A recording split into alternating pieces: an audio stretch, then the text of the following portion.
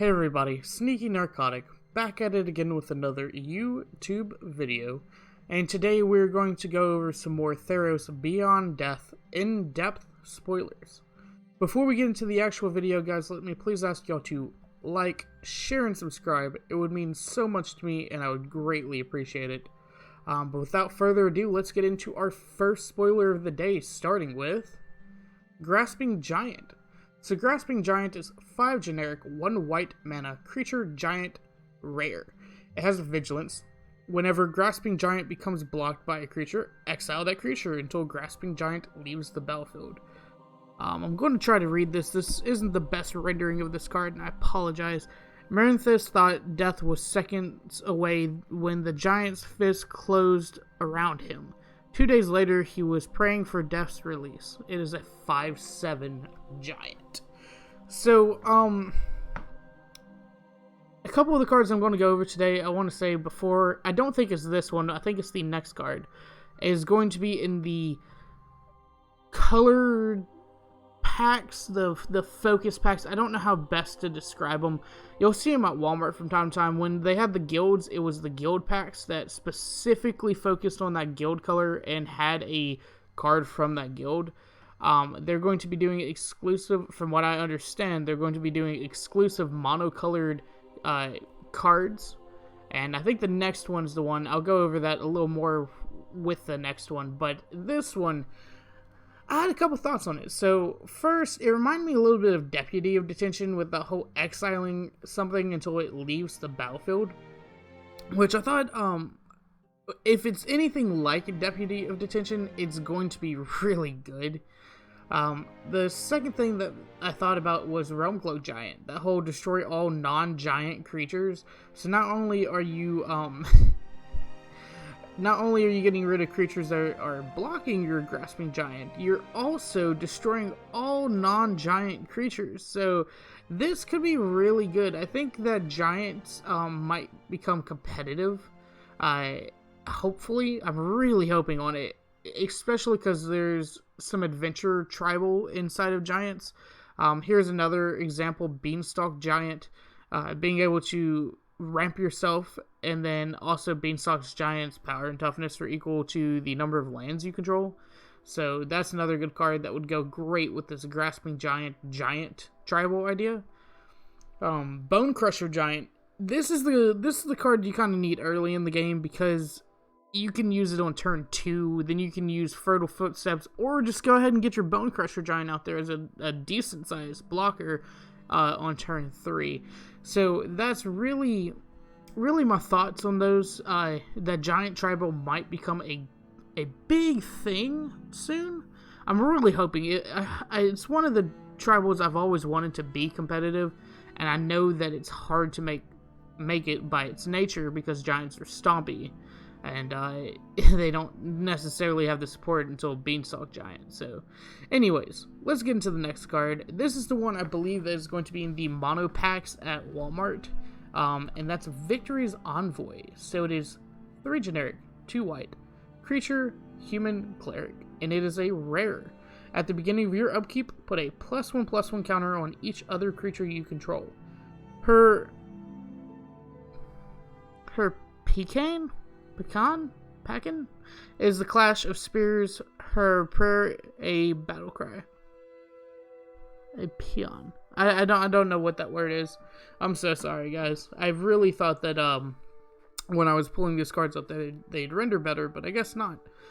She is a 3/3 for 5 mana that puts a +1/+1 counter on each one of your turns. On every creature but herself. That is important. That she can't really beef herself. Which I guess, for 5 mana, that's not bad. I did have some thoughts on this. So the first thought that came to mind is Johnny the Greathearted. There was this whole swarm idea of putting out small creatures and then being able to use a Johnny the Greathearted, and I think, if I'm not mistaken, Sorin was a part of it because it was in Abzan colors. But anyways, so basically you would get these tiny 1/1s, 2/2s maybe even, Put a +1/+1 counter on all of them and make them bigger and bigger. And then with Sorin, you got life gain, and with the Johnny, they have vigilance. So you just have these big, gigantic vigilance lifelink creatures. And I think Victory's Envoy might become the finisher in that deck, and that deck might see some play again. So that's where I thought with that. The next card, Quasi Duplicate. So since this card is not legendary like a Johnny, you can abuse copying this card. So for 3 mana, relatively, you can create a token that's a copy of target creature you control. So Victory's Envoy, which then would give the other Victory's Envoy a +1/+1 counter each turn. And then, on top of that, you would have the another attempt at it with Jumpstart, and then you would have 2 on each one of your Victory's Envoys, just having Victory Envoys at that point in time. So I really think that there will be a way to kind of manipulate Victory's Envoy into just overwhelming your opponents just by itself. I think the proper term is Swarm, and so that would be really cool. The next card, which I think would be insane with this card, is doing some type of token build, and then going off of March of the Multitudes, because the turn after using March of the Multitudes, which is at instant speed, you'll have all these 2/2 soldier creature tokens with lifelink. And that would be ridiculous. And that's assuming you only have 1 Victory's Envoy. What if you had 2 out and you use them to help convoke, and then you untap, you get 3/3 soldier creature tokens with lifelink. So I really think that there will be some type of maybe Selesnya, Bant, Abzan color Victory's Envoy deck. I do think that will be playable. Now, with her being the only available in that mono white pack from Walmart. I keep saying Walmart. I'm not sure that Walmart's the only person selling them, but that's the place that I remember seeing them the most when it was in the guilds. There could be a kind of vacuum to try to get Victory's Envoy 4 of. So at first we might not be seeing her decks, but later on in the meta we might see her decks more, and especially on MTGA where there is no vacuum. So Serpent of Yawning Depths. So this card's pretty neat. Not my favorite. 4 generic, 2 blue mana. Enchantment creature, that's pretty good. Serpent rare. Krakens, Leviathans, Octopuses, and Serpents you control can't be blocked except by Krakens, Leviathans, Octopuses, and Serpents. Gleams like moonlight on water drew us through the storm and toward our doom. Siona, Captain of the Pyleus, and it is a 6/6 for 6. So at least for its mana cost, it is on par, especially in blue. That doesn't happen often. 6/6 for 6. Now it's also unblockable by relatively everything. I was looking up in standard, and I think I put almost every single one of the cards over here to the right. In a second, you'll see them. There was only like 4 creatures. No, excuse me. There was 6. There was 1 Leviathan, 1 Kraken, 0 Serpents, and 4 Octopuses. None of them actual playable, except for maybe 2 Octopuses. But we'll see right here.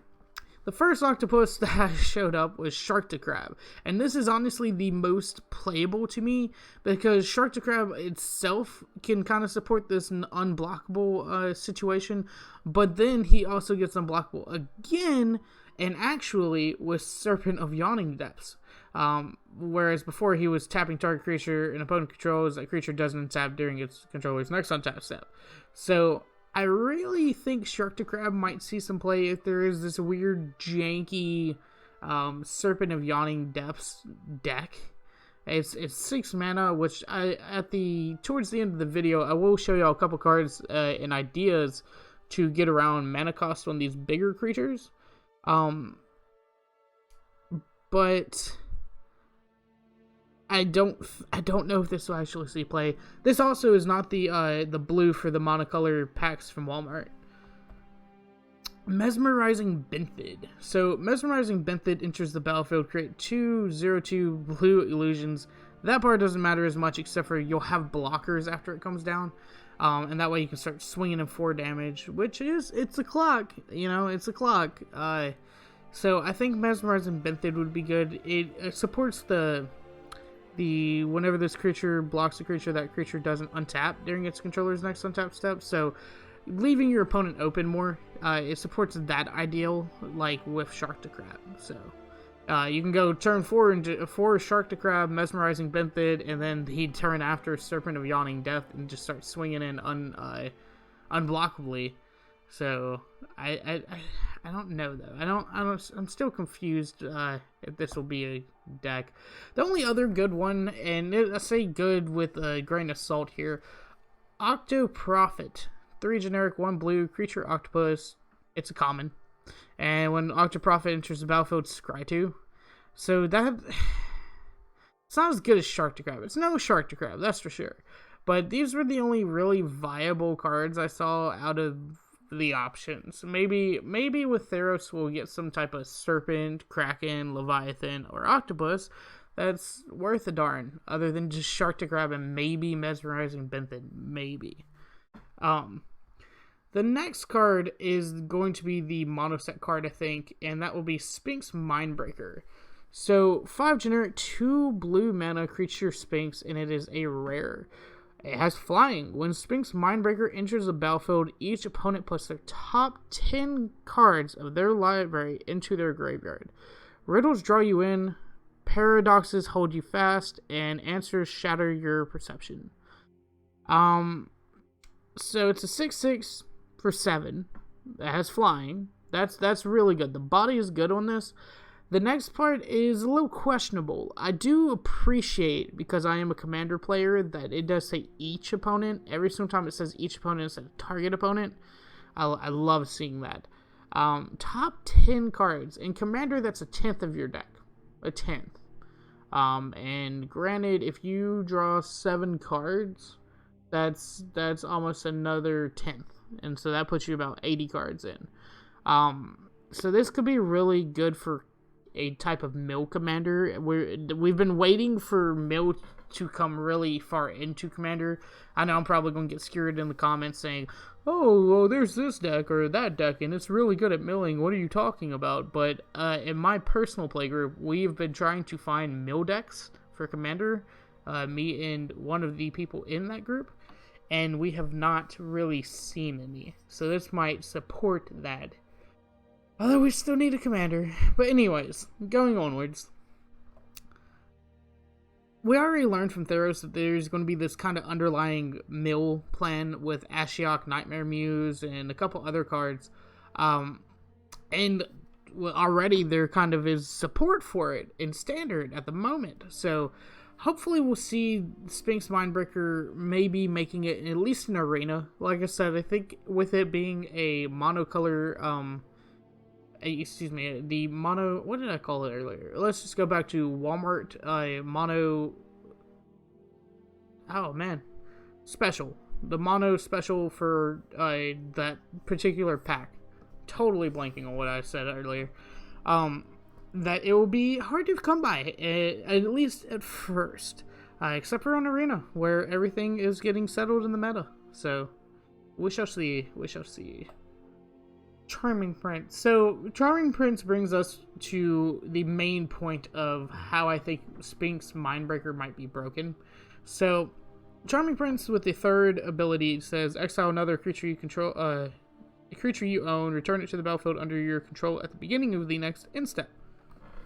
That could be really good, because then you can mill them for 10 cards on an initial, and then put down a 2-drop Charming Prince 2/2 that's a decent blocker, I guess. And then you automatically mill them another 10 cards. So that would be really good, I guess, at the next end step, but still. It's basically automatically. The other card is Justicar's Portal, which is a basic blink card, but also would give your creature first strike, which would be good since it is a 6/6. You can, match whatever is flown at it. The other thing I was thinking about, I didn't have the picture for it, but is the Yarok deck, where Yarok will double up on enter the battlefield effects. So instead of milling 10, Sphinx Mindbreaker will mill 20. And I do also want to say it is a means to know that he is not a legend. I don't think any one of these is legendary today. And that's something also to keep in mind. The next card for today, Demon of Loathing, is 5 generic 2 black creature demon rare. It has flying and trample. When Demon of Loathing deals combat damage to a player, that player sacrifices a creature. Hatred is a potent ally, but an insatiable master, and it is a 7/7. So 7/7 for 7 with flying and trample, and a way to make your opponent sacrifice creatures. Not too shaboo, I would say. I'm more excited for this in Commander, just because it is a 7-drop first off, but because I've recently been playing a mono black deck that likes to reoccur things from the graveyard and make my opponent sacrifice all their creatures, and I'm the only one with all the creatures. That's basically the idea of the deck. So I'm really more excited for it by Commander point, but in Standard I did have a thought on this, other than being able to cheat it in with cards I'll go over at the end of the video. Single combat. So first main phase, play single combat. Keep your Demon of Loathing, and that's it. Right? But they only get to pick one creature, and 7/7, if they kept a Planeswalker instead, 7/7 kills almost every single Planeswalker unless they were supposed to ultimate like 5 turns ago. So then you would make them, if you hit them with a single point of damage, sacrifice a creature. So they would sacrifice their last remaining creature if they kept a creature, and I think that would work out really good. I think single combat plus Demon of Loathing would work out really good. The other card that kind of might synergize with this, I'm not liking it as much, is Sire Conrad the Grim. And basically it's all about if a creature gets put into a graveyard, it deals 1 damage to each opponent. Let me read it for real. And whenever another creature dies or a creature card is put into a graveyard from anywhere other than the battlefield, or a creature card leaves the graveyard, Sire Conrad the Grim deals 1 damage to each opponent. Yeah, so I'm going to talk about Sire Conrad, I think, with another card. But basically, whenever a creature goes into a graveyard, it deals 1 damage to each opponent. Each opponent. And then also, when a creature leaves the graveyard and goes anywhere, it also deals 1 damage each to an opponent. So if you cheat this out with the way I'll talk about in a minute, you also might be able to deal 1 extra damage. So next card, Underworld Sentinel. So I think this is the special for the mono at the Walmart stores, and it's Underworld Sentinel, 3 generic 2 black mana creature skeleton. Ooh, skeleton soldier, and it is a rare. Whenever Underworld Sentinel attacks, exile target creature card from your graveyard. When Underworld Sentinel dies, put all cards exiled with it onto the battlefield. Deathless soldiers called Phylaxia guard the borders of the underworld. Phylaxia guard the borders of the underworld. Anyways, so 4/5 mana. That is just going to be able to generate all this value. So let's talk about it before I really go into the card. The first thing that I kept in mind was Gravedigger. So you have a Gravedigger in the battlefield at first, and then it dies, and now it's in your graveyard. You play Underworld Sentinel, you attack with it, you exile Gravedigger. Well, your Underworld Sentinel didn't survive the attack, and so it immediately brings back Gravedigger, which immediately puts Underworld Sentinel into your hand. So that is the type of combo I think can be really abused with Underworld Sentinel, is continual attackers, continual blockers. Excuse me. And that's something I'm really looking forward to. If I ever get a chance to play this, I am definitely thinking about playing this in my mono black commander deck. So, of course, Sire Conrad, leaving the graveyard into exile, and then itself dying, and then being able to reoccur and just all this shenanigans. Cybergram will deal damage, and then Cybergram will say, haha, you have died. That is basically what he will do. Witch's Oven. So Witch's Oven was the idea, like, you know, what if your opponent doesn't really care or has a way to pacify your Underworld Sentinel? Well, Witch's Oven. You can, at instant speed at that point in time, bring all those creatures exiled back to the battlefield, and it'll be glorious. It'll be like, haha, my zombie army has arisen. And I really think that this can probably be abused somehow. I'm looking forward to attempting it. I will say. But yeah, let's get with the next card. Excuse me. It's in the cold all day. So, Deathbellow War Cry. 5 generic, 3 red mana sorcery rare. Search your library for up to 4 Minotaur creature cards with different names. Put them onto the battlefield, then shovel your library. Deathbellow Canyon echoes with the roar of Minotaurs calling each other to battle. So, first thoughts with this card was, it's 8 freaking mana, dude. And it's in mono red, which never plays big red anymore. Like, it's been since Ixalan Standard, really, that I've seen big red. So, you know, playing Deathbellow War Cry for 8 mana is probably not going to happen in Standard. It's probably going to be more of a Commander card, for sure, if there's any type of Minotaur Tribal in Commander. But as far as Standard, there's kind of a way to do it. I don't think I mentioned it here. Let me just... Okay. Steam can put it in Gruul. Maybe you can get up to 8 mana. But I don't see it happening, guys. I really don't. Neheb, Dreadhorde Champion, is a Minotaur. So this is if you ever get it off. Just in Standard, these are some Minotaurs. This is a Minotaur that you can bring out. And then it can also help you if you do draw that many cards and add that much red until end of turn. So this is also another way to ramp up, as well as being a Minotaur. So maybe we can do some Neheb shenanigan. The next idea was, you know, it's all fine and dandy for you to bring 4 Minotaur creature cards onto the battlefield immediately, but why not let them do something? So, creatures you control have haste, somewhat, Tyrant Smasher.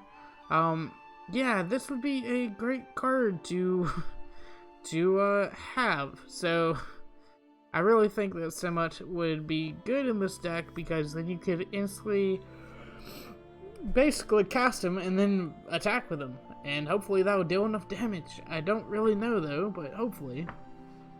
And then Mirror's March. So bringing in 4 creatures, since Mirror March says non-token creatures entering the battlefield flip coins to make tokens, you would get 4 instances of that, and I guarantee you would get at least 1 token, surely, out of 4 different triggers, you know?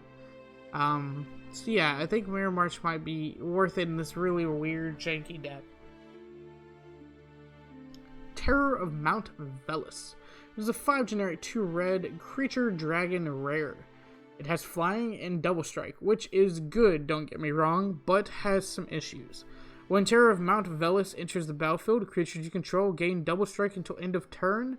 The Forge of Perforos burns in the heart of Mount Velus, attracting dragons with its blustering heat, and it is a 5/5. And I believe the mono color for red special. So, anyways, the problem I have with this card is A, its mana cost, and B, that yes, it has flying, yes, it has double strike, but if you come up against a 1/1 Thopter, your double strike doesn't matter for shit, to be honest. So, the thing I wanted to say is also it could use flying. It really could use flying, so again, somewhat. Aggressive Mammoth, there you go. Trample. Giving all your creatures trample. That's where we need to go with this. Flying, double strike, fine, but trample. And then, of course, Ilharg the Raised Board, just being able to keep on hammering it. Whenever Ilharg the Raised Board attacks, you may put a creature card from your hand onto the battlefield, tap and attacking, return that creature to your hand at the beginning of the next end step. So that's the part where I think that Terror of Mount Velus might come in, as well as being able to instantly put Aggressive Mammoth out the next turn, or having Aggressive Mammoth out and then putting out Terror of Mount Velus off Ilarg would be decent. And you have a okay curve for some top end Girl Stompy Ilarg into Aggressive Mammoth into Terror of Mount Velus. So just food for thought. Food for thought. Ironscale Hydra. Now, let's talk about a broken card. 3 generic 2 green creature Hydra. It is a rare creature Hydra. It's not even a legendary. If a creature would deal combat damage to Ironscale Hydra, prevent that damage and put a +1/+1 counter on Ironscale Hydra. Put down your bows, you fools. Arrows only make it angry. Kalia, Hyrax, Towers... something. Scouts. Okay. That is some really bad, no? I guess it's not scouts, but anyways. Scout. Tower Scout. Okay. That's some really bad, rendering there. I'm so sorry. Anyways. This card is exciting. It's a 5/5 for 5, first off. And second off, it is a perma blocker. It just gets good. It has no abilities whatsoever other than not taking damage and always getting bigger whenever an opponent attacks you, basically. But the other part about it is that you could give it abilities. So let's see what cards I have over here. I wanted to say this reminded me of a reverse Uggin's Conjurant, where Uggin's Conjurant, you take a +1/+1 counter off to prevent that damage. You prevent that damage and then put a +1/+1 counter on the Hydra. So, pretty neat. Polyraptor, yes. So this was the idea that I had. It kind of reminded me a lot about Polyraptor, continuously being able to get another Polyraptor to block all these creatures. And so instead of doing that, you just make your one Ironscale Hydra bigger.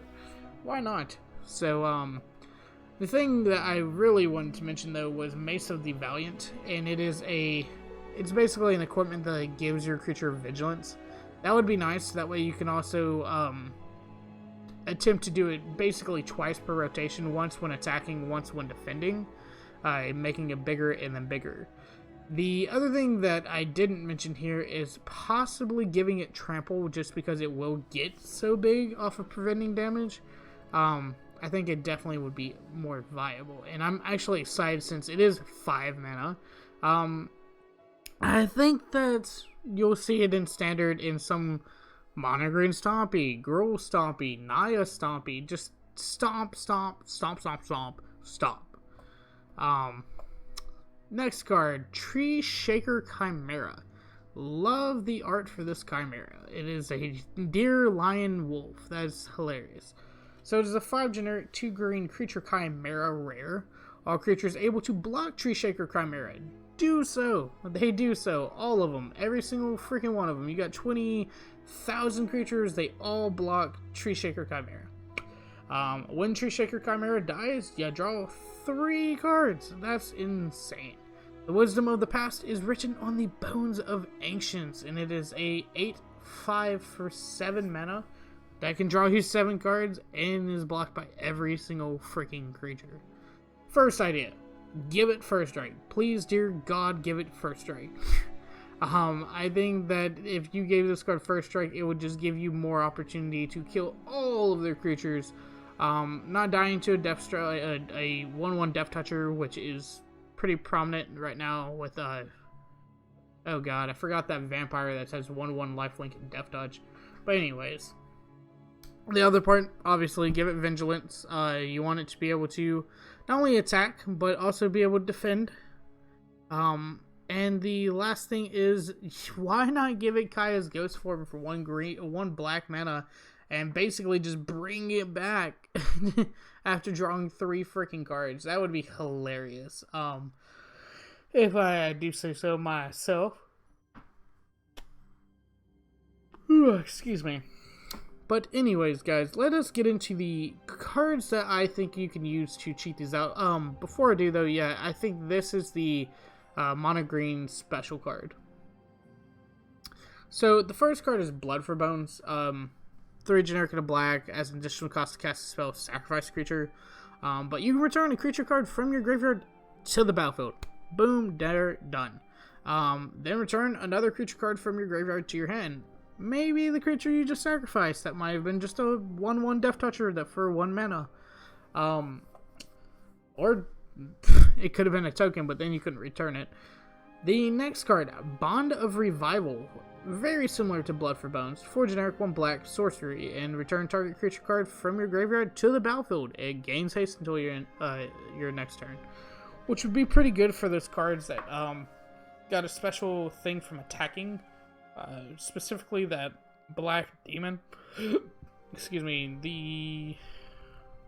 I didn't want to have to go all the way back, but this black demon. Also, it also synergizes really well with Underworld Sentinel, in my opinion. But this Black Demon, being able to instantly make them suffer sacrificing a creature from hasting it in. So, that would be pretty good. Do apologize. I need to find a better way to transition here. But anyways, the next card that supports this idea is Discovery. So Discovery is one of many Surveil cards, just being able to look at the top of your graveyard, see if you have these big creatures that you need to put in the graveyard so you can recur them with Blood for Bones or Bond of Revival. And then you can just discard them right into your graveyard, right there. The other idea that works really well with Surveil is Jumpstart. What if you accidentally drew it and it's in your hand? You don't want it to be a dead card in your hand until you get all that mana. You want to go ahead and discard it to something. So why not discard it to Jumpstart and then try to draw into your Blood for Bones or your Bond of Revival off of Chemistry's Insight. I really think some of these cards will work really good. I'm very excited to see these cards in action because, you know, the first couple spoilers didn't really blow me away. This one was a little better. They're all, I think, like all 10 of them were rares. So I'm pretty excited. But anyways, guys, thank y'all for watching. Please like, share, subscribe, do all that usual YouTube stuff. And this will be Sneaky Narcotic signing off.